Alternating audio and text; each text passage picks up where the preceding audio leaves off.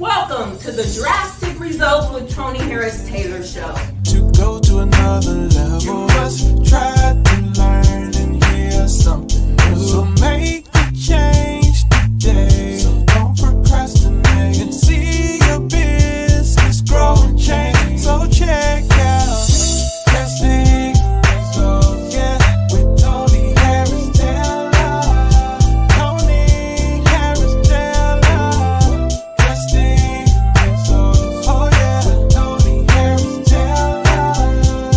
Yeah, yeah. Welcome to the Drastic Results with Tony Harris Taylor show. Today, I am going to talk to you from my book. My name is Tony Harris Taylor, and you can connect with me at meetwithtonyharristaylor.com. That's someone in my network that says I wasn't clear on how you could connect with me on my show. So here I am, meetwithtonyharristaylor.com. You can find my links there. Get on my calendar. Anyway, welcome. It's a rainy day here in North Houston. On South Houston, it could be sun shining, but it's raining here in North Houston today. But we have a sunshiny conversation coming your way. My guest is joining us from Canada. So today is an international call. And yes, Canada counts as international. Before I bring on my guest, I want to talk to you about my book, right? I don't think I've ever talked to you about this book. It's called 45 Minutes of Business Breakthroughs for Drastic Results. You can get a copy of this at drasticresultscoaching.com. In fact, I'll go ahead and put that up. You can get an ebook at drasticresultscoaching.com. I want to talk to you about some of the tips in this book. By the way, it reads in about 45 minutes. So it's not a long read, and I love that about it, but it is golden. The tips in here are so great because it tells you why you should have a market dominating position. What the heck is that? You may have heard it called a unique selling proposition or a unique selling position, but your market dominating position. What makes you unique from all the other people in the world who do what you do? And there is something unique about every single one of us. For instance, there's a ton of business coaches in the world, and all of them have their unique sauce. But my unique sauce is I'm the coach that connects. That's my market dominating position. I not only teach you how to get yourself out into the world, but I also have a place for you to do it with NIA. So that's my market dominating position. What is yours? And it takes some work. And I'm going to give you a hint. Great customer service is not it. That's expected. Experience is not it. That's expected. What makes you unique? Another one here is joint ventures. This is something we don't do enough of. Joint ventures are the people who serve the same clients you do, and they're in a chain, if you will. So in the book, it gives you an example of a florist, right? And in a wedding chain, right, the florist is in an influential position, because she can refer to the people above her can refer to her, and then she can refer down the chain. What is your joint venture chain?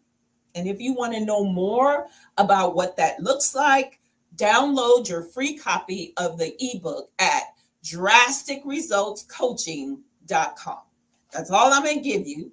But today we have a special guest who actually could be in my joint venture chain because he serves the same clients I do.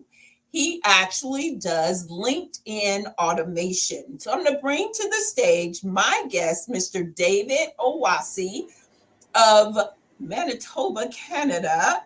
And welcome, David. Thank you, Tony. A pleasure being with you on the show today. Awesome, awesome, awesome. So David, David's an NIA member. He actually came through one of my leaders in the Canadian market. And she and he were actually, we were all in the same coaching group. She just got to him first. And he said yes to being a NIA member. So, David, introduce yourself. Who are you? What do you do? Yes, thank you, Tony. So my name is David Owasi. As Tony mentioned earlier, I am from a city called Winnipeg, or sometimes called Winterpeg, because it's very, very cold out here up north in Canada. And I was originally born in Nigeria, though, and I moved with my family almost 12 years ago now, which is quite crazy to think how time flies. So I started out, studying computer science and business at my local university here, and I got it. I started my first company at that point because I wanted to get out of the classroom, go into the real world, do some real stuff, learn some real lessons and things. And running a business was a great exercise to really get involved that way. And I found out that I actually had a passion and love for business, everything marketing. And from there on, I went into some corporate work, but I really found that my real desire and passion was running my own business, and that led me into starting my own consulting firm. And as I started to work with my clients, one thing that I kept realizing that kept coming up over and over again was lead generation was a problem for a lot of business owners, especially as we were in that COVID time. People had all the channels people typically relied on, networking, all of that stuff was not available anymore, which meant that a lot of business owners were stuck, not quite sure. They didn't have the budget to spend on ads, Facebook, Instagram, Google ads. So that led me into really finding ways to solve that problem for them. And that led me to LinkedIn automation. And it was a perfect solution for them. And that's what I specialize in today, because this is actually superseded my actual coaching business, because I have 95% of the clients who comes to me, they come first with, can you help me generate leads? And after we start generating leads, yes, maybe you can coach me to make more money, but let's get those lead generation going first. So that is very exciting for me. And I love the impact of the work we do with various business owners. So is LinkedIn automation all you do, or do you do any type of other social media reach outs? I just want to make sure that we're covering all our bases. Good question. So we've been experimenting with a lot of other platforms. So LinkedIn, of course, is the primary one because it has the most users, I believe. Well, technically, it has around 800 million annual users in the world of business, which is a lot. We've also been doing a lot of work with Reddit. So I don't know if you're familiar with Reddit, but Reddit is a platform. It's anonymous. So compared to LinkedIn, where you have to use your real name, but on Reddit it's anonymous. But the power of Reddit is that it has this feature called subreddits. So these are communities of thousands to even millions of people sometimes, based on different communities. And there's communities for all sorts of things. So I mean, if you're into art, there's a community for art. If you're into fitness, if you're into entrepreneurship, all sorts of communities. And that allows us to really be able to find communities, niche communities or very unique communities, and go use keywords to find the intent of what people are saying, and then use automation to direct message them, and of course get them into a conversation. So that has been working really well, Reddit. And then also we've been doing a lot of stuff on Twitter as well. So again, Twitter is sort of the public square of the digital world, if you will. And you can again use scraping methods and intents to find out what people are saying relative to the problem you can solve for them, and use that to then engage them in the conversation. Again, leveraging automation. I'm all about automation, because automation is here to make our lives easier, but we have to do it in a way that it's balanced, where we are still having that human organic touch, and people are not feeling like they're speaking to someone who is robotic. And combining both of those approaches has really, really worked well for me and my clients. So I use David's services. We started with the profitable events event. He actually was a sponsor. Thank you for being a sponsor. It was his first time doing a sponsorship. And I know he's working through the leads that he generated with that. And so hopefully it's been fruitful for you so far. The relationships have been, I know you've got great relationships, but I use the automation. I'm going to tell you, I was nervous. Using automation was drastic for me. And I told you that, right? I'm like, are they going to shut my account down? You're like, no, Tony, we know what we're doing. They're not going to shut your account down. And the sidebar that you actually didn't tell me would be that even if people couldn't come to the conference, it was rekindling relationships. So I actually have several NIA prospects because it has rekindled relationships where I needed to catch up with these people anyway. So automation is not just to promote something, but also just to revive relationships that have actually been dormant for a while. Would you agree with that? Absolutely, Tony. It's a huge part of what we do. So there are different types of campaigns we can launch depending on the goal of our clients. So there are campaigns we can launch just to your own network, people you've already connected with, and of course, these days we have so many things going on. We lose touch with all of these people that we've already done the hard work of connecting with. So we can launch campaigns like Tony said to just rekindle those conversations, and those are actually warmer leads compared to like going out to find someone cold. And then also at the same vein, we can also do campaigns specifically targeting people who you've never done business with or people who you have a mutual connection with. So it's not as cold; it's a little bit lukewarm, if you will, but you have somebody who can introduce you to this person. So we can do campaigns that are targeting those type of individuals as well. Now, one thing you mentioned, Tony, that I wanted to sort of pick on early on was you mentioned something around the fear of having your accounts banned, and that is a very, very legitimate fear. And the way we get around that is before we start working with clients, we find what we call their social selling index score. So it's called the SSI score, and it's basically LinkedIn's one of LinkedIn's feature that allows you to understand how LinkedIn's algorithm sees your accounts, how well you're using the accounts. And once you're able to determine the score, it goes from 1 to 100, and the higher your score, the better. That helps us to understand how can we help you make sure that LinkedIn sees your account favorably so that we can be a little bit more aggressive on our campaigns. And if you're not as high on that ranking, what can we do to optimize and improve your score? So things like engaging with other people's posts, creating content yourself, and just establish yourself as a market leader by optimizing your profile, including all the about sections, all of that fun stuff. Those are some of the things we also do to ensure that the account is as optimized as possible for the automation campaigns. So I just want to put a pin in this conversation. The sky has gotten extremely black out here. So, and I'm on the 18th floor. So Okay. if there is a sudden interruption in conversation world out there, it's because I'm having to go down 18 flights of stairs. So Okay. it Hopefully, is, no. hopefully it's okay, but it is looking very ominous at this moment. Right. And it creaks a lot, so it makes me a little nervous. Hmm. Anyway, back to the conversation. So, what mistakes in general, have you seen people do with LinkedIn that you can help them to not make those mistakes? Yeah. I can So think of the a few myself. I mean, the very first classic mistakes that I see individuals make is not using the real estate on their banner and their about section. So I know early on, as you started this conversation, you were talking about your market dominating position. So that's very, very crucial for any business owner. And the way I think of a market dominating position, I think about it in terms of 3 or 4 things that needs to be included there. The first thing is you need to clarify who exactly you're serving. You're not serving everybody, you're serving someone specific. And the more specific you can get, the better. So, for example, saying I serve women, that's not really a group. You want to say I serve new moms. Now, that's a specific type of woman. So, the more specific you can get, the better. Then the next thing is you also want to talk about what kind of goal you help them reach, or what kind of pain you solve for them. And then you also have to talk about the kind of headache you help them avoid, which is kind of your own unique spin and your unique approach to solving that problem. And then, of course, you have to talk about your method. And it's very crucial that you have those things very, very clear on your LinkedIn profile. Not just say, business owner or business coach. That's too general. Like there are millions of those on LinkedIn. You have to be very specific about who you help so that when someone looks at your account, Mm. they're not guessing, how can this person help me? They know exactly you can help me or you can't help me. So that's one.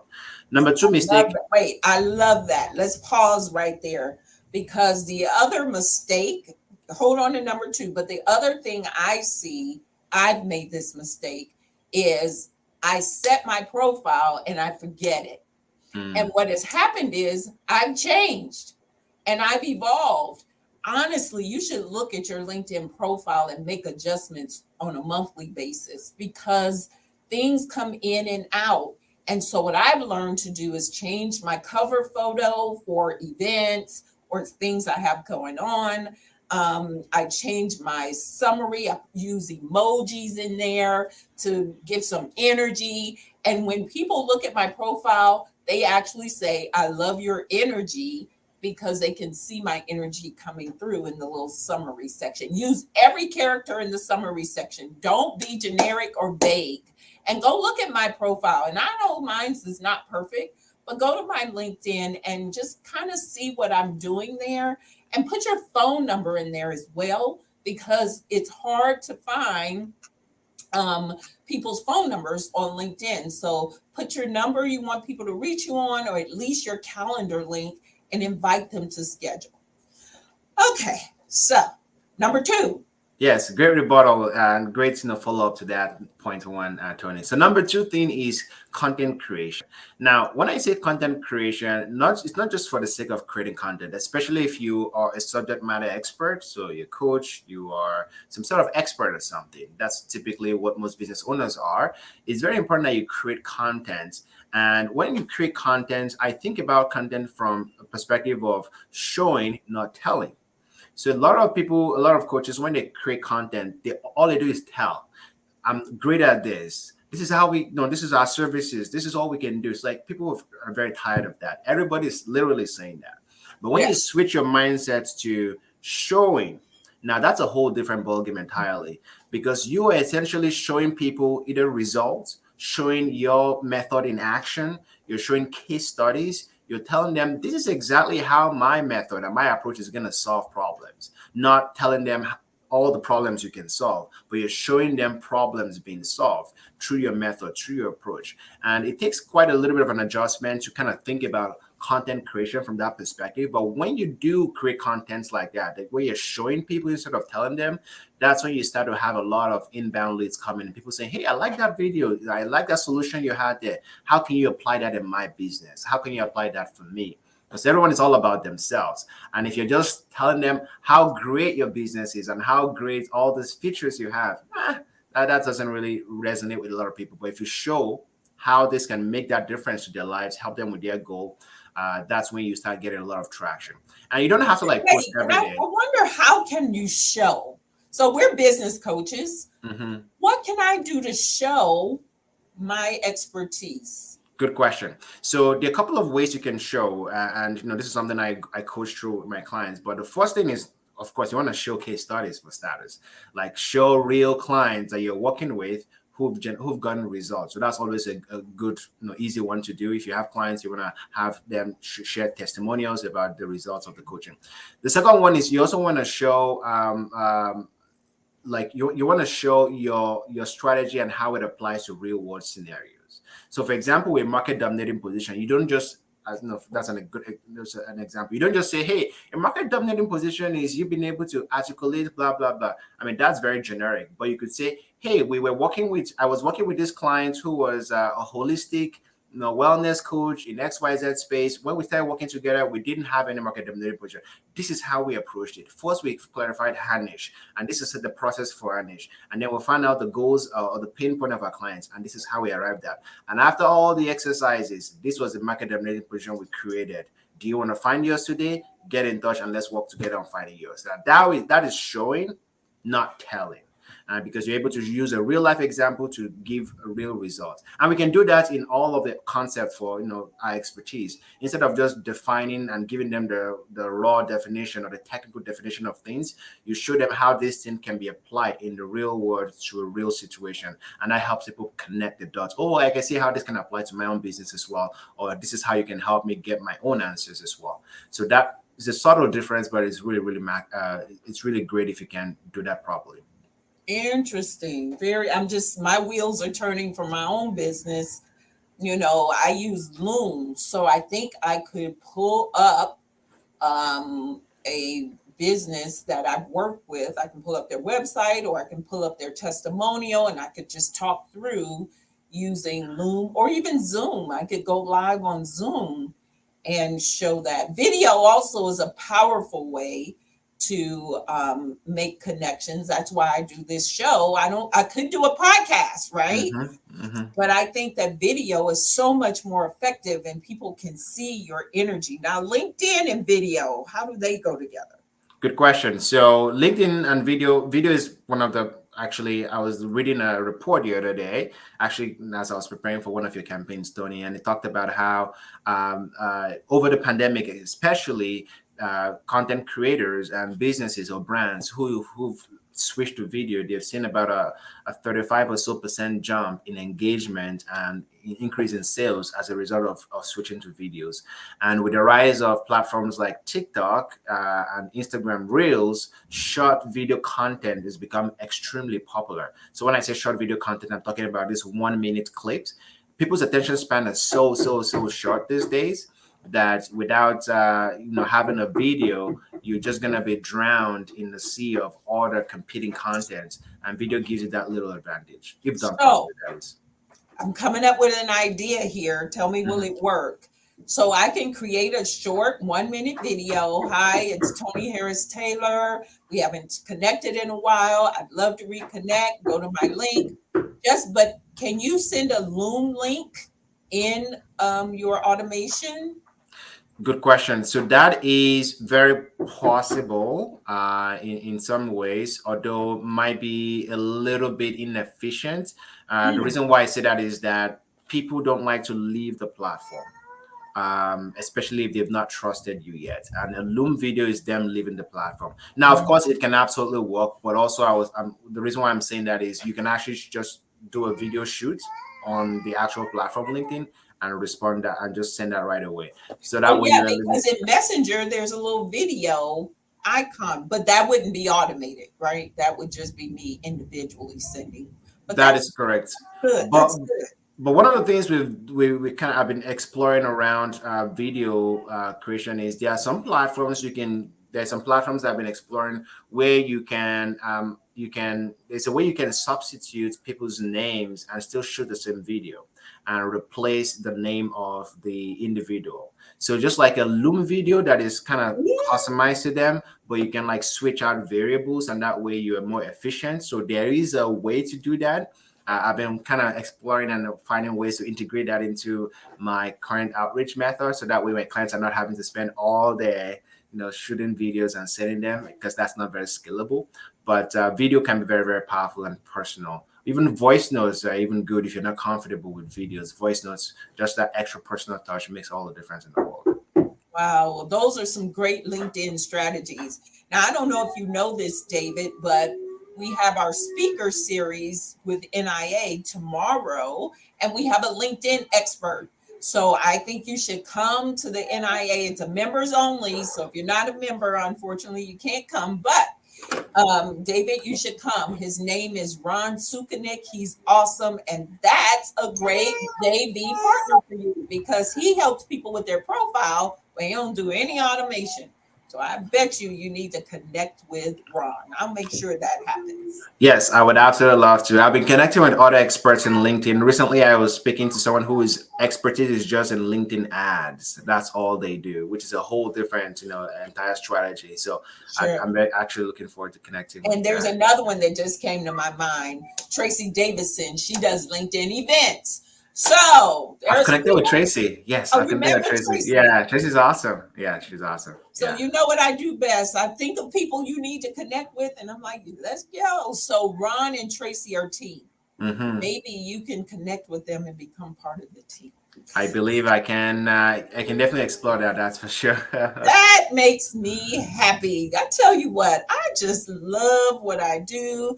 I am so privileged to be able to serve business owners like yourself. And I love that you are a young gentleman and I get to influence you early because you got babies. And whatever I teach you, you'll teach them. And you hear them in Exactly. the background. I know he's like, oh my gosh, my kids. But you know what? That's the power of being an entrepreneur. So he has Shepherd. And what's the baby's name? Adeline? Adeline, yes. Yay! So he's got a brand new baby girl. Any final thoughts, David, you want to give to the audience?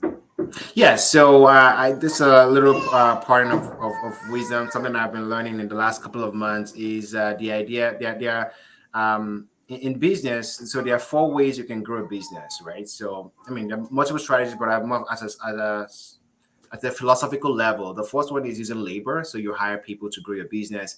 Takes a lot of money, takes a lot of effort to find the right people. The second one is, of course, capital, raising money to grow your business. Now, these two are what we call permission leverage. Means that you need people to actually give you permission to use them. You need to pay someone, or you need someone to say, "I want to work for you," or you need someone to say, "I want to borrow you money." That's sometimes hard for business owners to maximize. Now, there are two other types of leverage levers we can pull that are called permissionless leverage. So this is using code and using social media. So code is basically technology that you can deploy and it will just keep working for you over and over again. And social media is, of course, LinkedIn, Facebook, Instagram, anywhere. Now, the beauty of social media and code is you don't need anyone's permission to use them. You can literally go set up a Facebook account or TikTok account or any of those accounts, and you have an infinite amount of potentials in terms of people you can reach with your content, with the right content. So I always encourage business owners to think about how they can leverage those two areas. How can I leverage technology? Automation is one of those many levers we pull to leverage technology and to leverage code. And how can I leverage social media to really power and grow my business? Because those two can be all the difference between running a 7-figure, 6, 7-figure business versus being struggling every day in your business if you know how to leverage those two. And then once you master those two, it's easy to then hire people, to go raise capital, to do all of that more fun stuff once you've been able to master the basics. Awesome, wonderful. Well, everybody, you see David's information below. Get in contact with him. He's also a great networker and a connector of people. And thank you for being a part of our NIA family, David. It's been a pleasure. Getting to know you, Tony, has been one of the highlights of my year. So I really appreciate the family you bring and the connections and the network and your energy. It's just so infectious. I really, really appreciate it. Thank you, thank you, thank you. All right. So that was David Owasi, and he is a NIA member. He's a drastic stepper. He showed up and became a sponsor, and I hired him to help me. So I trust that he does good, and he does do good work. He's got, now I will say one more thing about this LinkedIn automation thing. You got to make sure you have time to respond. So, because you get a lot of conversations going, and you really need someone, yourself or a team member, to respond to those conversations. So that's the only thing that if I said anything was a challenge, because I'm so busy anyway, getting in there and giving legit conversational responses, that was my biggest challenge. But I wholeheartedly think that you should consider using David for LinkedIn automation. Yay! I hope you learned something really great about LinkedIn. If you want to connect with me to learn how network in action can grow your business, how drastic results coaching can help you to get the courage to grow your business, I would invite you to schedule a one-to-one with me at meetwithtonyharristaylor.com, and let's just chat. No obligation. Worst thing that's going to come out of it is you're going to probably get a connection to somebody in my network, because that's what I do best. This is Tony Harris Taylor saying take a drastic step today for a fantastic tomorrow. See you next week. With Tony Harris.